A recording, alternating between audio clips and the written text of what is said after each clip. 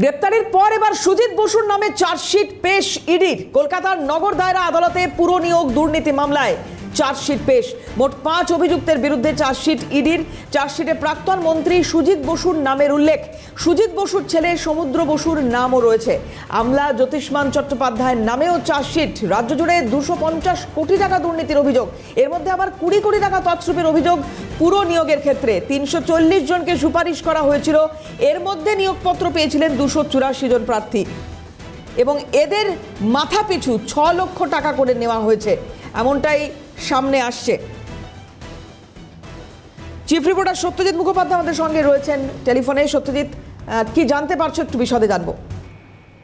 পুরো নিয়োগ দুর্নীতির ক্ষেত্রে মাস্টারমাইন্ড প্রাক্তন মন্ত্রী সুজিত বসু, এমনটাই দাবি এনফোর্সমেন্ট ডিরেক্টরেটে। তারা কোর্টে ইতিমধ্যে এ বিষয়ে নথি পেশ করেছেন, সাপ্লিমেন্টারি চার্জশিট তারা পেশ করলেন এবং আপাতত হবে যে ছবিটা উঠে আসছে 5 জনের বিরুদ্ধে এই সাপ্লিমেন্টারি চার্জশিট তারা পেশ করেছেন। মূলত প্রাক্তন মন্ত্রী সুজিত বসু, তার ছেলে সমুদ্র বসু, একই সঙ্গে আমলা জ্যোতিষ্মান চট্টোপাধ্যায় এবং সমুদ্র বসুর দুটি সংস্থায় 5 জনের বিরুদ্ধে এই সাপ্লিমেন্টারি চার্জশিট পেশ করা হয়েছে।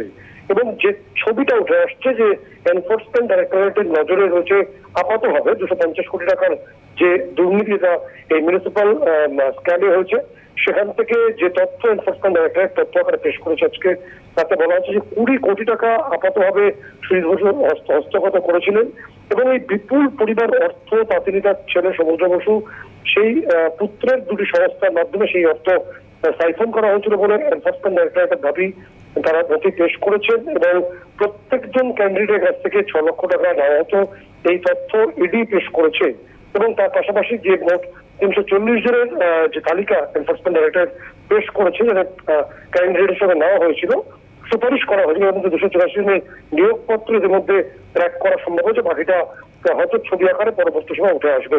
ফলে একটা ছবি পরিষ্কার হচ্ছে যে সুজিত বসু এবং তার ছেলের সরাসরি যোগ এবং সেই যোগ থেকে আরো গুরুত্বপূর্ণ প্রভাবশালী নাম এই পুরো নিয়োগ দুর্নীতির ক্ষেত্রে উঠে আসতে পারে বলেই এনফোর্সমেন্ট ডাইরেক্টরেট কর্তারা মনে করছেন।